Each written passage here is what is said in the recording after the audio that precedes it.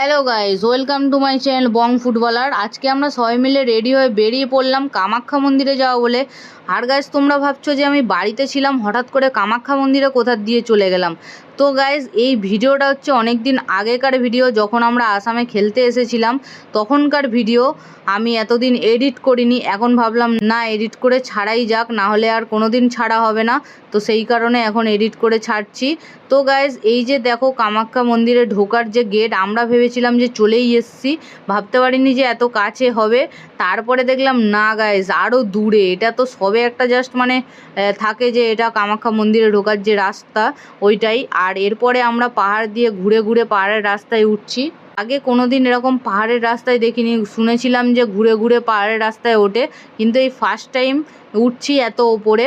আর চারিদিকের ভিউটাও দারুণ লাগছে। আর পাহাড় আর সমুদ্র কার না ভালো লাগে গাইজ।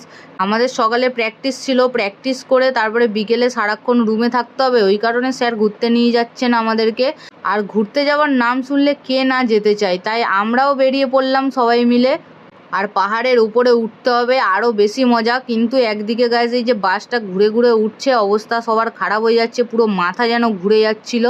আর এখানে একটা জিনিস গাইজ সবথেকে বেশি ভালো লাগে, এই ঢালুতে বাড়িগুলো কিভাবে করা আছে। এইগুলোতে কাছ থেকে খুব দেখার ইচ্ছা আছে, বাট এখনও দেখতে পারিনি এত কাছ থেকে। দূর থেকেই দেখতে হচ্ছে এখানে, বাট দূর থেকে অনেক দারুণ লাগছে। কিন্তু এই যে ঢালু দিয়ে এতটা ওপরে ওঠা, ওদের আর জিমে যেতে হয় না, পুরো এখানেই পাওয়ার ট্রেনিং হয়ে যায়। ফাইনালি আমরা বাস থেকে নেমে গেলাম।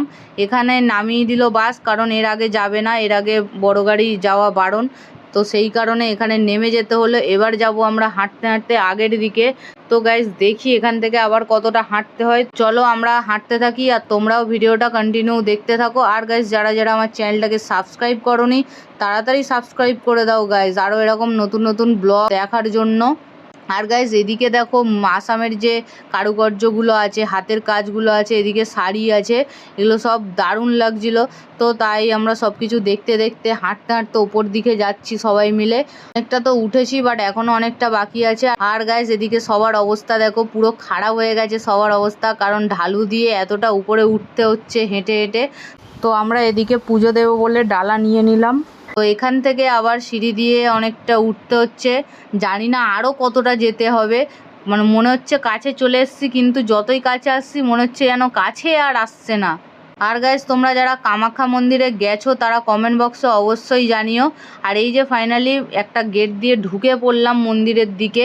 তো এখান থেকে আবারও ভেতরের দিকে যাচ্ছি, জানি না কোথার দিয়ে কুপন দেয়, এখান দিয়ে কুপন কাটতে হবে, তারপরে ভেতরের দিকে যেতে হবে। তাই বুঝতে পারছিলাম না আমরা সবাই কোন দিকটায় যাব, ওই কারণে পেছন দিকটা দিয়ে ঘুরে ঘুরে যাচ্ছি। দেখি কোথায় কি, সবাইকে জিজ্ঞেস করি কি হবে না হবে, তারপরে দেখা যাক। তো গাইজ, এই যে মন্দিরটাকে দেখতে পাচ্ছ, এর ভেতরেই মেন পুজোটা হয়, যে কামাখ্যা মা এর ভিতরে এইখানে পুজো হয়।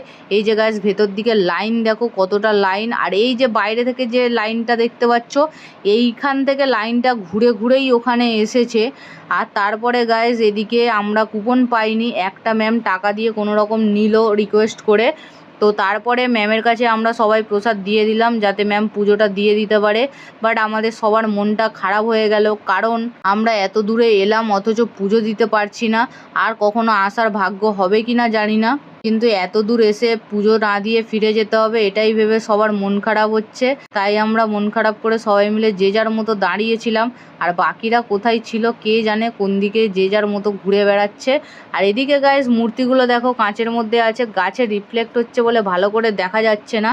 আর এদিকে গাইজ, যে এটা দেখতে পাচ্ছ, এর ভেতরেও লাইন। ওই যে ঘুরে ঘুরে লাইনটা দেখিয়েছিলাম, ওইখান থেকে ঘুরে ঘুরে এইটা হচ্ছে লাস্ট লাইন। এখান থেকে ভেতরে ঢুকলে তবে গিয়ে তুমি পুজো দিতে পারবে। এখানে মানুষ হচ্ছে ভোর 4টে 3টে থেকে লাইন দেয়, তাও এই এত বিকেল 3টে হয়ে গেছে এখনও তাও কত লাইন। তো আমরা এদিকে ভেতরে ঢুকলাম, তারপরে টিকা নিলাম, নিয়ে আমরা বেরিয়ে পড়লাম। এদিকে কবিতাদি আর মানাদিও আছে আমার সাথে। তো গাইস, ম্যামের পুজো দেওয়া হয়ে গেছে, আর এদিকে আমরা প্রসাদও আমাদের হাতে পেয়ে গেছি।